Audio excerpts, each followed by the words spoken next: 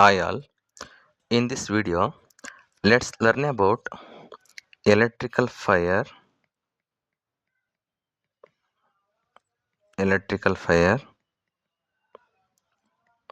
causes and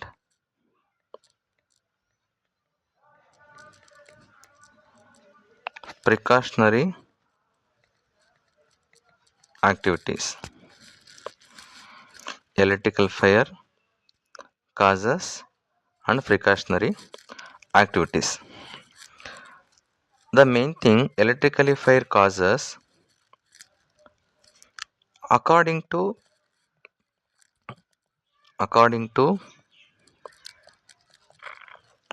fire and rescue statistics,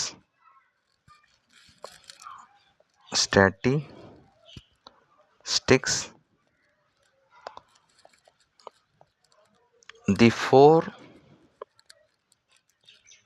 most common causes of accidental fires in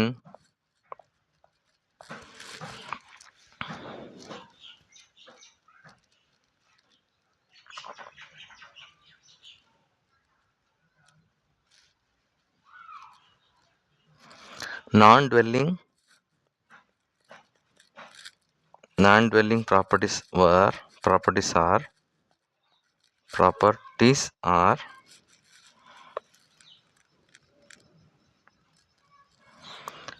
non-dwelling properties ಅಂತಂದ್ರೆ it's like a building where people do not normally live, ಅಲ್ಲಿ ಎಲ್ಲಿ ವಾಸ ಮಾಡಲ್ಲ ಅಂಥ ಸ್ಥಳದಲ್ಲಿ. According to fire rescue statistics, the four most common causes of accidental fires in non-dwelling properties ಅಂತಂದರೆ is a building where people do not normally live, ಅಲ್ಲಿ ವಾಸ ಮಾಡ್ತಿರ್ತಕ್ಕಂಥ ಜಾಗದಲ್ಲಿ. ಒಂದು ಮೇನ್ ಥಿಂಗ್ ಏನಾಗುತ್ತೆ ಅಂದರೆ ಮೇನ್ ಕಾಸಸ್ ಬರೀತೀನಿ. ಇದು ಡೆಫಿನೇಷನ್ ನಿಮಗೆ, ಇದು ಒಂದು ಇಂಟ್ರೊಡಕ್ಷನ್ ಕೊಟ್ಟಿರೋದು, ಡೆಫಿನೇಷನ್ ಅಲ್ಲ ಇಂಟ್ರೊಡಕ್ಷನ್ನು. ಮೇನ್ ಕಾಸಸ್ ನೋಡಿ, ಒಂದು faulty appliances and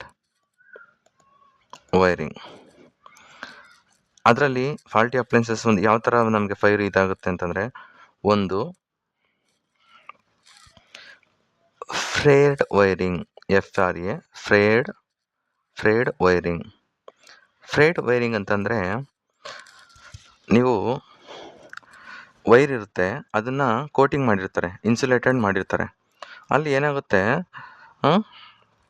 ಅದು ಹೊರಗಡೆ ಏನು ಕಂಡಕ್ಟಿಂಗ್ ಮೆಟೀರಿಯಲ್ ಇರುತ್ತಲ್ಲ, ವೈರ್ ತಂತಿ ಥರ, ಅದು ನಿಮಗೆ ಕಾಣ್ತಿರುತ್ತೆ. ಅದು ಇರಬಾರ್ದು, ಸರಿಯಾಗಿ ಇನ್ಸುಲೇಟೆಡ್ ಆಗಿರ್ಬೇಕು. ಅದು ಇನ್ಸುಲೇಟೆಡ್ ಆಗಿರೋ ವೈರ್ನ ನೀವು ಮುಟ್ಬೋದು.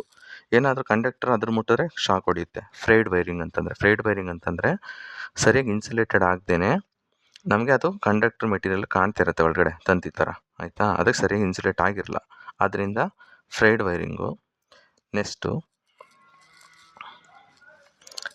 Damaged wires. ನಿಮ್ಗೆ ಗೊತ್ತು ಡ್ಯಾಮೇಜ್ ವೈರ್ಸ್ ಅಂದರೆ ಏನು ಹೇಳಬೇಕಾಗಿಲ್ಲ, ವೈರ್ ಡ್ಯಾಮೇಜ್ ಆಗಿರುತ್ತೆ, ಆಯಿತಾ? ನೆಕ್ಸ್ಟು ಓವರ್ಲೋಡೆಡ್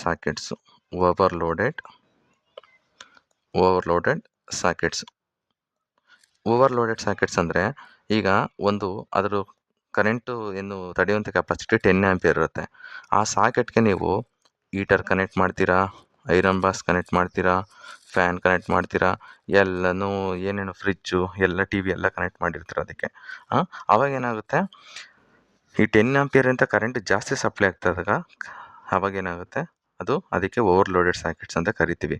ಈಗ ನೋಡಿ, ನೀವು ಮನೇಲಿ ಹೀಟರ್ ಅಂತ ಯೂಸ್ ಮಾಡಿದ್ರೆ, ಗೀಸರ್ ಆ ಥರ ಎಲ್ಲ, ಅದಕ್ಕೆ ಸಪ್ರೇಟ್ ಸಾಕೆಟು ಅದ್ರ ಆಂಪಿಯರ್ ಕರೆಂಟ್ ತಡೆಯುವಂಥ ಕೆಪಾಸಿಟಿ ಅದನ್ನು ನೀವು ಹಾಕ್ಸಿರ್ಬೇಕು. ಇಲ್ಲ ನೀವು ಅದನ್ನೆಲ್ಲ ಯೂಸ್ ಮಾಡೋಕ್ಕಾಗಲ್ಲ. ಒಂದೊಂದು ಹೀಟರ್ಗೆ, ಐರನ್ ಬಾಕ್ಸ್ಗೆ ಮತ್ತು ಫ್ಯಾನ್ಗೆ, ಫ್ರಿಜ್ಗೆ ಒಂದು ಸ್ಪೆಸಿಫಿಕೇಷನ್ಸ್ ಅಂತ ಇರುತ್ತೆ ಕರೆಂಟ್ದು, ಅದನ್ನೇ ನೀವು ಯೂಸ್ ಮಾಡಬೇಕು. ನೆಕ್ಸ್ಟ್ ಏನಂತಂದರೆ faulty plugs.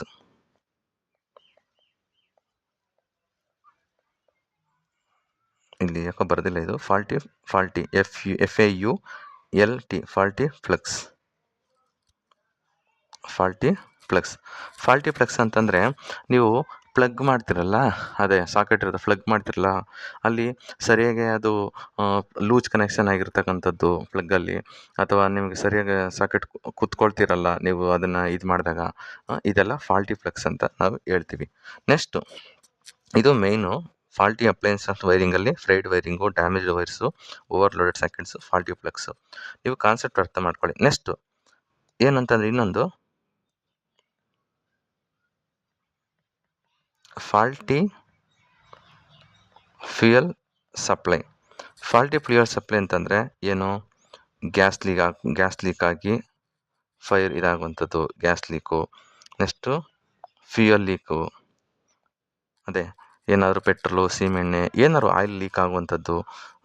Next electrical supply problems ಇರ್ತಕ್ಕಂಥದ್ದು, electrical supply problems. Next the main thing, ಅದೀಗ ನಾವು ಮೇನ್ ಕಾನ್ಸೆಪ್ಟ್ ಬರೀತಾ ಇದ್ದೀನಿ, ಅದರಲ್ಲಿ ನಾನು ಹೆಂಗೆ ಆಗುತ್ತೆ ಅಂತ ಎಕ್ಸ್ಪ್ಲೇನ್ ಮಾಡ್ತಾ ಇದ್ದೀನಿ. ನೆಕ್ಸ್ಟು ಮಿಸ್ಯೂಸ್ ಆಫ್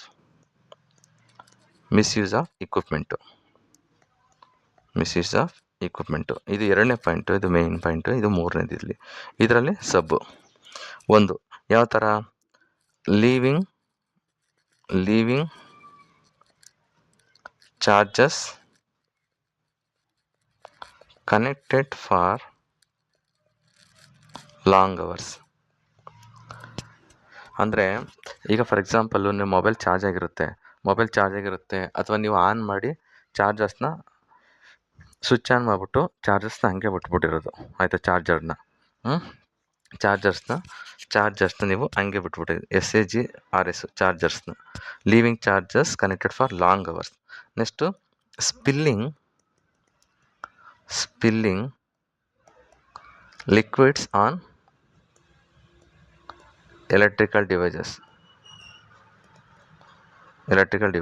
ಅಂದರೆ ಅಲ್ಲಿ ಏನು ಲಿಕ್ವಿಡ್ ಐಟಮ್ಸ್ ಇರುತ್ತೆ ಆ ಎಲೆಕ್ಟ್ರಿಕ್ ಡಿವೈಸ್ ಮೇಲೆ ಚೆಲ್ಲಿರ್ತಕ್ಕಂಥದ್ದು, ವಾಟ್ರ್ ಎಲ್ಲ ಇದು ಮಾಡಿರ್ತಕ್ಕಂಥದ್ದು, ಇದೆಲ್ಲ ಸ್ಪಿಲ್ಲಿಂಗ್ ಅಂತಂದರೆ ಆ ಎಲೆಕ್ಟ್ರಿಕಲ್ ಡಿವೈಸ್. ಫಾರ್ ಎಕ್ಸಾಂಪಲು ನೀವು ಮೊಬೈಲ್ ಮೇಲೆ ನೀರು ಚೆಲ್ಲಕ್ಕಂಥದ್ದು, ಆ ಪ್ಲಗ್ ಮೇಲೆ ನೀರು ಅಥವಾ ಎಣ್ಣೆ, ಈ ಥರ ಪದಾರ್ಥಗಳೆಲ್ಲ ಇದಾಗಿರೋದು ಕೂಡ ಮಿಸ್ಯೂಸ್ ಆಫ್ ಇಕ್ವಿಪ್ಮೆಂಟು ಇಲ್ಲಿಗೆ ಬರುತ್ತೆ.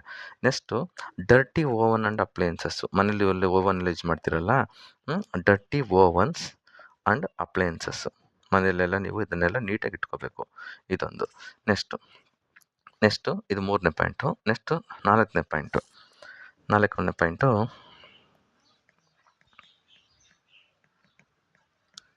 ಕೀಪಿಂಗ್, ಇವೆಲ್ಲ ನಾನು ಕಾಜಸ್ ಬರೀತಿರೋದು. Keeping flammable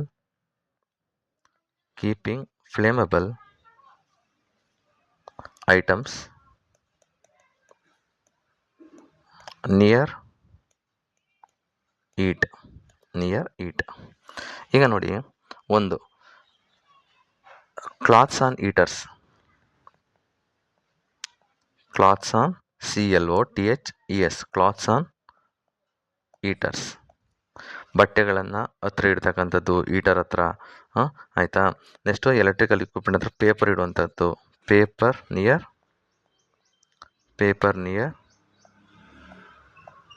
electrical equipment.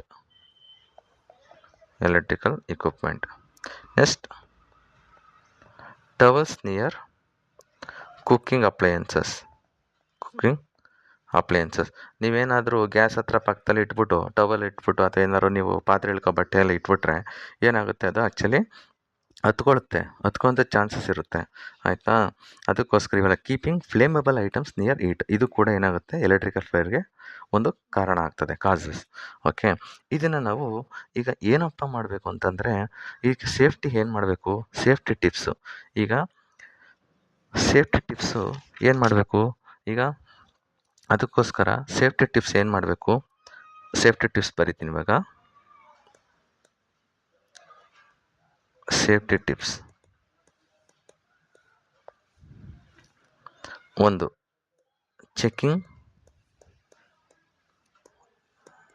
Checking wiring regularly. ಅಲ್ಲಲ್ಲೇ ನಾವು ರೆಗ್ಯುಲರ್ಲಾಗೆ ವೈರ್ ಕನೆಕ್ಷನ್ಸ್ ಎಲ್ಲ ಚೆಕ್ ಮಾಡ್ಕೋಬೇಕು. Next avoid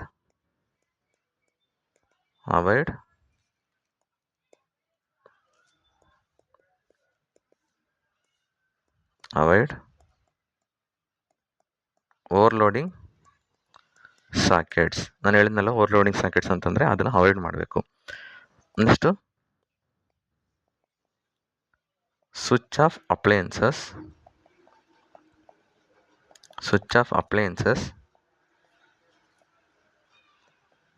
when not in use. Keep electrical equipment clean.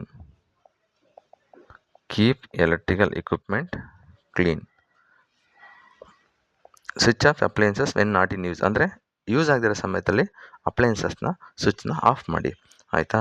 Next keep flammable ಅಂತಂದರೆ ಬೆಂಕಿಗೆ ಹತ್ಕೊಳ್ಳುವಂಥ ಪದ. ಇದು ಯಾವುದೇ ಐಟಮ್ಸ್ ಅಂತ ಫ್ಲೇಮೇಬಲ್ ಅಂತೀವಿ, ಆಯಿತಾ. Keeping flammable materials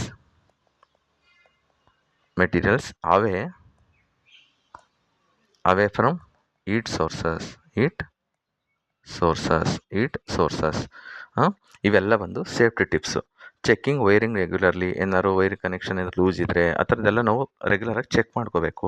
avoid overloading sockets ಅಂದರೆ ನಾನು ಹೇಳಿದ್ನಲ್ಲ, ಅದೇ ಸಾಕೆಟ್ಗೆ ನೀವು ಹೋಗ್ಬಿಟ್ಟು ಅದ್ರ ಏನು ಕರೆಂಟ್ ಸ್ಪೆಸಿಫಿಕೇಶನ್ ಇರುತ್ತೆ ಅದಕ್ಕಿಂತ ಜಾಸ್ತಿ ಪ್ರಾಡಕ್ಟ್ನ ಯೂಸ್ ಮಾಡೋದು. ಅಂತಂದರೆ ಹೀಟರ್ ಕನೆಕ್ಟ್ ಮಾಡೋವಂಥದ್ದು, iron box, fridge, T V, ಒಂದೊಂದಕ್ಕೆ ಒಂದು ಸ್ಪೆಸಿಫಿಕೇಶನ್ಸ್ ಅಂತ ಇರುತ್ತೆ ಸಾಕೆಟ್ಟು.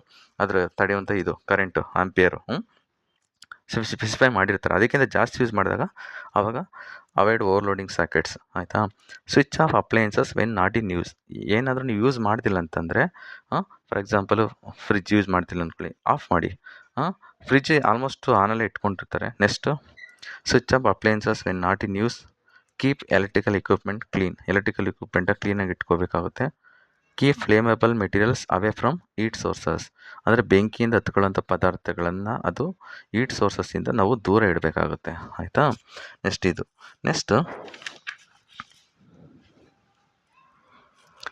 Is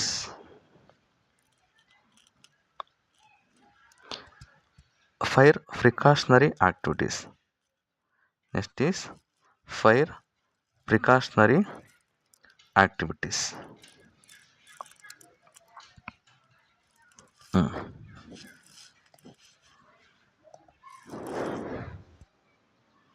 Next is fire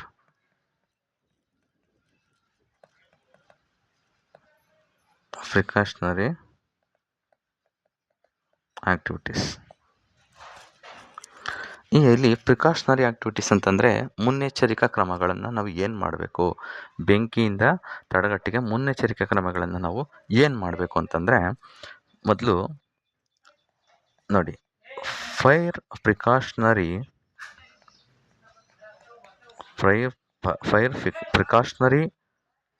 R this is SSA safety measures. Fire precautionary safety measures used to reduce the risk of fire and protect people. Fire precautionary are safety measures used to reduce the risk of fire ಅಂದರೆ ಬೆಂಕಿಯನ್ನು ತಡೆಗಟ್ಟಕ್ಕೆ ನಾವು ಏನು ಮುನ್ನೆಚ್ಚರಿಕೆ ಕ್ರಮಗಳನ್ನು ತಗೋತೀವಿ, ಏನು ಮಾಡೋಕ್ಕೆ, ಅದನ್ನು ನಾವು ಪ್ರೊಟೆಕ್ಟ್ ಪೀಪಲ್, ಜನಗಳನ್ನು ರಕ್ಷಣೆ ಮಾಡೋದಕ್ಕೆ, ಅಥವಾ ಪ್ರಾಣಿಗಳನ್ನ ರಕ್ಷಣೆ ಮಾಡೋದಕ್ಕೆ, ಅಥವಾ ನಮ್ಮ ಯಾವುದೇ ಒಂದು ವಸ್ತುಗಳನ್ನು ನಾವು ರಕ್ಷಣೆ ಮಾಡೋದಕ್ಕೆ ನಾವು ಮುನ್ನೆಚ್ಚರಿಕೆ ಕ್ರಮಗಳನ್ನು ನಾವು ತಗೋಬೇಕಾಗುತ್ತೆ. ಏನು ಒಂದು ಮುನ್ನೆಚ್ಚರಿಕೆ ಕ್ರಮಗಳು ಏನು ಅವು ಅಂದರೆ, ಮೇನ್ ಫೈರ್ ಪ್ರಿಕಾಷನ್ಸ್ ಏನು ಅವು? ಫಸ್ಟ್ ಪಾಯಿಂಟ್ ಬರೀತೀನಿ. Escape routes and fire exits. Escape routes and fire exits ಅಂದರೆ, ಈಗ ನೀವು ಒಂದು ಹಾಸ್ಪಿಟಲ್ಲಿ ಹೋಗ್ತೀರಾ, ಇದಕ್ಕಿದ್ದಂಗೆ ಸಡನ್ಲಿ ಬೆಂಕಿ ಹತ್ಕೊಬಿಡ್ತು. ಅಲ್ಲಿ ನೀವು ಬರೆದಿರ್ತಾರೆ ಫೈರ್ ಎಕ್ಸಿಟ್ ಅಂತ. ಅದು ಒಂದು ಬೆಂಕಿ ಹತ್ಕೊಂಡ ಸಂದರ್ಭದಲ್ಲಿ ಎಮರ್ಜೆನ್ಸಿ ಡೋರ್ ಅಂತ ಇರುತ್ತೆ, ಅಥವಾ ಅದಕ್ಕೊಂದು ರೂಟ್ ಅಂತ ಇರುತ್ತೆ. ನಾವು ಅಂತ ನೀವು ನೋಡಿರ್ತೀರ ಆಯಿತಾ. ದೊಡ್ಡ ದೊಡ್ಡ ಹಾಸ್ಪಿಟಲ್ಗಳಲ್ಲಿ, ದೊಡ್ಡ ದೊಡ್ಡ ಕಂಪ್ನಿಗಳಲ್ಲಿ escape routes and fire exit ಇರುತ್ತೆ. ಅದನ್ನು ನಾವು ಮಾಡಬೇಕು, escape routes and fire exit. Next fire fighting equipment. Fire fighting equipment ಅಂತಂದರೆ ನಾವು ಅದನ್ನು ಏನು ಯೂಸ್ ಮಾಡ್ತೀವಿ ಅಂತಂದರೆ ಫೈರ್ ಎಕ್ಸ್ಟಿಂಗ್ವಿಷರ್ಸ್ ಅಂತ ಯೂಸ್ ಮಾಡ್ತೀವಿ. ಫೈರ್ ಫೈಟಿಂಗ್ ಇಕ್ವಿಪ್ಮೆಂಟ್ ಅಂದರೆ ಫೈರ್ ಎಕ್ಸ್ಟಿಂಗ್ವಿಷರ್ಸ್ ಅಂತ ಯೂಸ್ ಮಾಡ್ತೀವಿ. ಫೈರ್ ಫೈಟಿಂಗ್ ಇಕ್ವಿಪ್ಮೆಂಟ್ನ ಯೂಸ್ ಮಾಡಬೇಕು. Next raising the fire alarm. ಏನಾದ್ರು ಬೆಂಕಿ ಹಚ್ಕೊಂಡ ತಕ್ಷಣ ಫೈರ್ ಅಲಾರಮು ಬಡ್ಕೋಬೇಕು ಹಂಗೆ. ಯಾವಾಗ ಗೊತ್ತಾಗುತ್ತೆ ಬೆಂಕಿ ಬಿದ್ದುಬಿಟ್ಟಿದೆ, ನಾವು ಸೇಫ್ ಆಗಬೇಕು, ಹೊರಡಬೇಕು ಅಂತೇಳಿ. ಅದನ್ನು raising the fire alarm.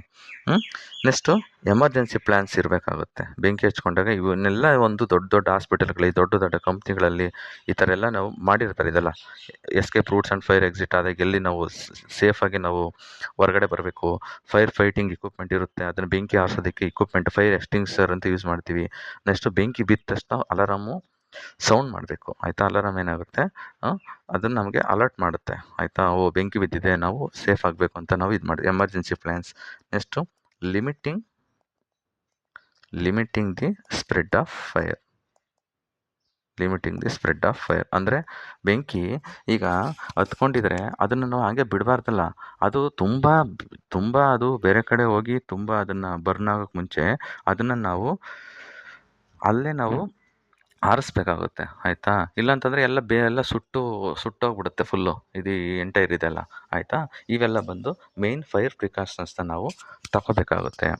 Okay, next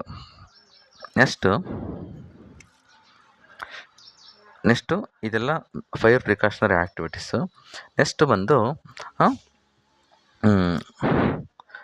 fire extinguishers and type.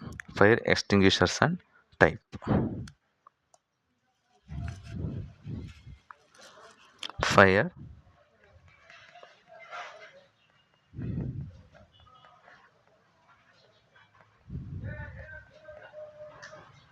And types. ಈಗ ನಾನು ಫೈರ್ ಎಕ್ಸ್ಟಿಂಗ್ವಿಷರ್ ಡಯಾಗ್ರಾಮ್ ಬರೀತೀನಿ, ನೋಡ್ಕೊಳ್ಳಿ. ನೀವು ಇದನ್ನೆಲ್ಲ ಪೆಟ್ರೋಲ್ ಬಂಕಲ್ಲಿ ನೋಡಿರ್ತೀರಾ, ಹಾಸ್ಪಿಟಲಲ್ಲಿ ನೋಡಿರ್ತೀರಾ. ಇದೆಲ್ಲ ಇಲ್ಲಿ ನೋಡಿ, ಈ ಥರ ನಾನು ಡಯಾಗ್ರಾಮ್ ಬರೀತಾ ಇದ್ದೀನಿ.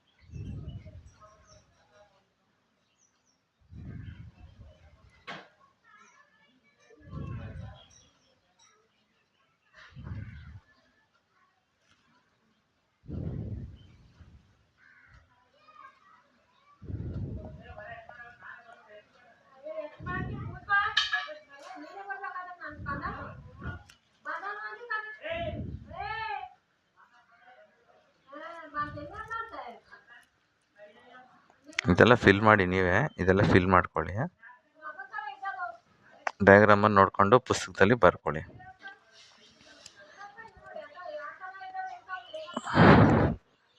ಇದು ಇನ್ಸ್ಪೆಕ್ಷನ್ ಟ್ಯಾಂಕು.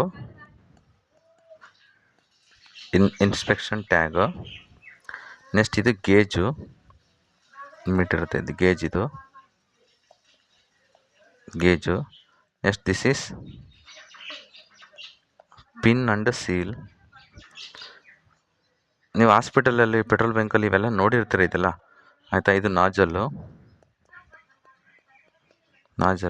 ಇದು ಓಸ್ ಅಂತ ಕರಿತೀವಿ, ಓಸ್. ಇದು fire extinguisher,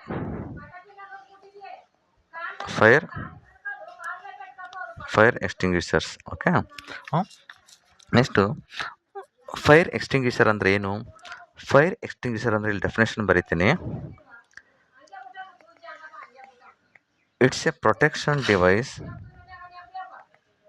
it's a protection device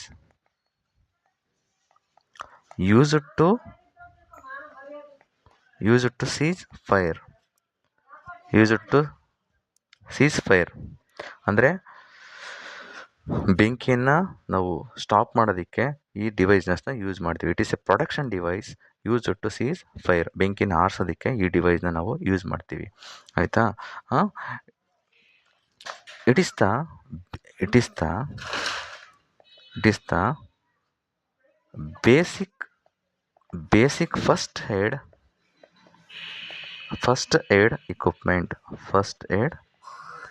equipment which can be effectively used for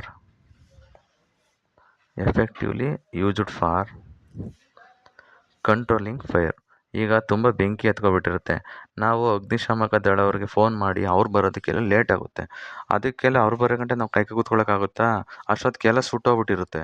ಅದಕ್ಕೆ ಏನು ಮಾಡ್ತೀವಿ, ಈ ಫೈರ್ ಎಕ್ಸ್ಟಿಂಗ್ವಿಷರ್ ಇತ್ತಂದರೆ ಪೆಟ್ರೋಲ್ ಬಂಕ್ಗಳಲ್ಲಿ, ಹಾಸ್ಪಿಟಲಿ ಬೆಂಕಿನ ನಾವು ಕಂಟ್ರೋಲ್ ಮಾಡ್ಬೋದು. ತುಂಬ ಸ್ಪ್ರೆಡ್ ಆಗಿಬಿಡುತ್ತೆ ಬೆಂಕಿ, ಅದನ್ನು ಅವಾಯ್ಡ್ ಮಾಡ್ಬೋದು, ಬೆಂಕಿನ ಆರಿಸ್ಬೋದು ಈ fire ಎಕ್ಸ್ಟಿಂಗ್ವಿಷರ್ಸಲ್ಲಿ.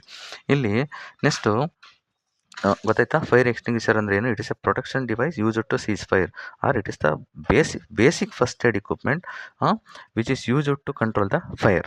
Okay, next it is available in all work places, ಅಂದರೆ where person work with electrical ಇಕ್ವಿಪ್ಮೆಂಟಲ್ಲಿ ವರ್ಕ್ ಮಾಡ್ತಿರ್ತಾರೆ ಅಲ್ಲೆಲ್ಲ ಇರುತ್ತೆ ಇದು. ಓಕೆ, ಇದನ್ನು ನಾವು ಹೇಗೆ ಇದನ್ನು ನೆನಪಲ್ಲಿ ಇಟ್ಕೊಳ್ಳೋದು ಅಂತಂದರೆ, ಇದನ್ನು ಹೇಗೆ ನೆನಪಲ್ಲಿ ಇಟ್ಕೋಬೇಕಂತ ನೋಡಿ. ಇದನ್ನು ಈ pin and seal, gauge, inspection, nozzle, hose ಅಂತ ಈ ಥರ ನೀವು PAS ಮೆಥಡ್ ಅಂತ ಕರಿತೀವಿ. PASS method. ಪಿ ಅಂತಂದರೆ pull the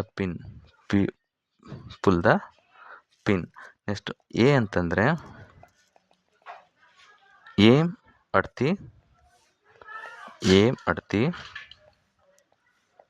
base of the fire. S ಅಂದರೆ squeeze the handle. Next S ಅಂದರೆ sweep side to side. Sweep the handle, sweep side to side. Okay, PASS method ಅಂತ ಕರಿತೀವಿ. Next ಇಲ್ಲಿ first ಆ ಪಿನ್ನ pull ಮಾಡಬೇಕು. Aim low Poynting ಎಷ್ಟು nozzle at the base of the fire. Squeeze the handle, release in the existing agent. ಅಂದರೆ ನಾವು ಇದನ್ನು ಹೇಗೆ ಯೂಸ್ ಮಾಡೋದು, ಇದನ್ನು PASS ಮೆಥಡಲ್ಲಿ ಜ್ಞಾಪಕ ಇಟ್ಕೋಬೇಕು, ಆಯಿತಾ. Next types of fire extinguishers. ಈಗ ಟೈಪ್ಸ್ ಇರುತ್ತೆ ಏನೇನು. ಈಗ ಫಾರ್ ಎಕ್ಸಾಂಪಲ್ಲು ಪೇಪರ್ ಬೆಂಕಿ ಎತ್ಕೊಳ್ಳುತ್ತೆ, ಮರಕ್ಕೆ ಬೆಂಕಿ ಎತ್ಕೊಳ್ಳುತ್ತೆ, ಬಟ್ಟೆಗೆ ಬೆಂಕಿ ಎತ್ಕೊಳ್ಳುತ್ತೆ, ನೆಕ್ಸ್ಟು ಪೆಟ್ರೋಲ್ ಬಂಕಲ್ಲಿ ಹತ್ಕೊಳ್ಳುತ್ತೆ, ಎಲೆಕ್ಟ್ರಿಕಲ್ ಫೈರ್ ಇಕ್ವಿಪ್ಮೆಂಟ್ ಮೇಲೆ ಹತ್ಕೊಳ್ಳುತ್ತೆ. ಅದಕ್ಕೆ ಒಂದೇ ಥರ ಫೈರ್ ಎಕ್ಸ್ಟಿಂಗ್ವಿಷರ್ನ ಯೂಸ್ ಮಾಡೋಕ್ಕಾಗಲ್ಲ. ಅದಕ್ಕೆ different types of fire extinguishers ಇದೆ. ಅದೇನಂತಂದರೆ,